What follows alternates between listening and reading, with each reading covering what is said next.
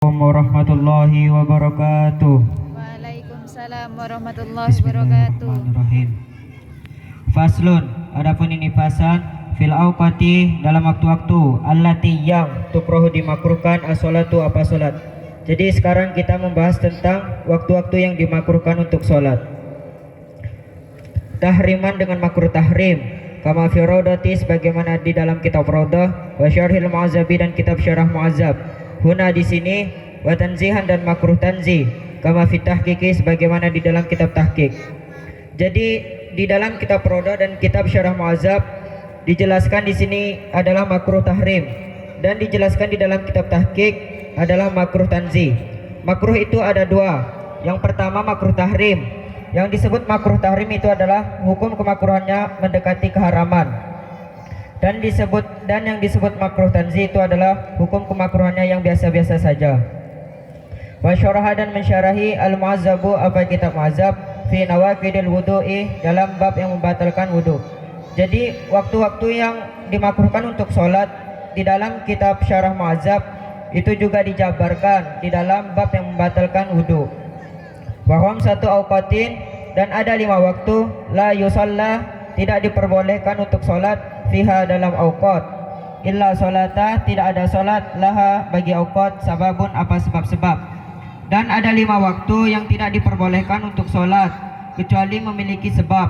Amma mutaqaddamu adapun yang telah lalu kal faitati seperti sholat yang ketinggalan au muqarranun atau yang beriringan wa sholatil kusufi seperti sholat kusuf wal istisqai dan sholat istisqa. Jadi yang disebut sebab-sebab itu seperti sholat yang ketinggalan, contohnya sholat qada, au muqarranun atau yang beriringan, seperti sholat kusuf dan sholat istisqa. Fal awalu adapun yang pertama, minal khamsati dari 5, as-salatu itu adalah sholat, allati yang la sababun tidak ada sebab laha bagi allati. Iza fa'ilat apabila dilakukan apa allati, ba'da sholati subhi setelah sholat subuh. Watastamiru dan terus menerus al-karahatu apa kemakruhannya. Jadi yang pertama dari yang 5 dari waktu-waktu yang dimakruhkan untuk sholat adalah sholat setelah subuh. Apabila kita melakukannya itu terus menerus maka hukumnya makruh hatta tatlu'i syamsi sampai terbitnya matahari.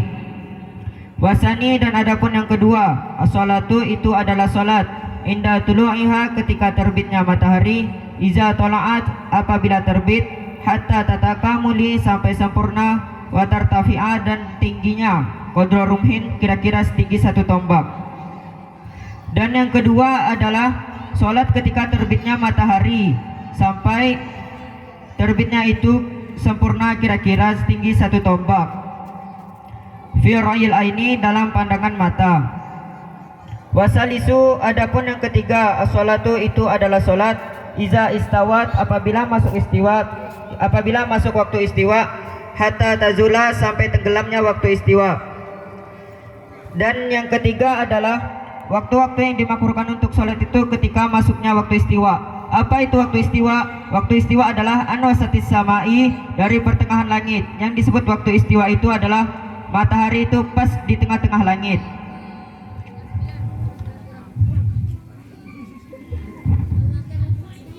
Wa yustasna dan dikecualikan min zalika dari ini yaumul jum'ati apa hari Jumat.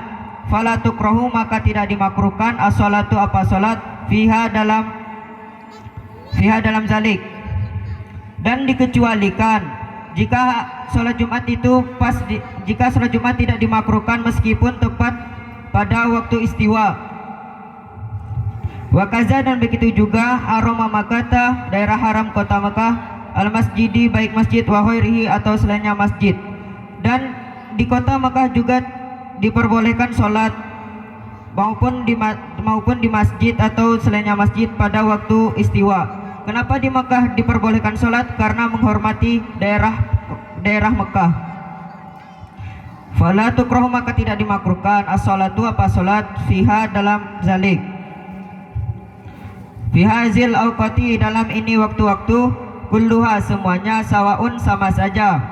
Sholat apa sholat nyaman sunnat tawafi terhadap sunnah tawaf au ghairiha atau selainnya sunnah tawaf. Jadi kalau kita sholat sunnah tawaf itu boleh juga meskipun tepat pada waktu istiwa. Warabi'u, dan adapun yang keempat, mimba adis sholatil asri, dari setelah sholat asar, hatta taghrubu syamsi, sampai tenggelamnya matahari. Jadi yang keempat adalah waktu-waktu yang dimakruhkan untuk sholat ketika setelah asar sampai tenggelamnya matahari. Wal khamisu, dan adapun yang kelima, indal hurubi, ketika tenggelamnya di syamsi, untuk matahari. Iza danat, apabila telah jelas, lil hurubi terhadap tenggelamnya matahari, hatta, sampai yatakamuli, sempurnanya hurubuhat, tenggelamnya matahari. Jadi yang kelima adalah ketika tenggelamnya matahari itu dimakruhkan untuk sholat sampai telah jelas tenggelamnya itu secara sempurna.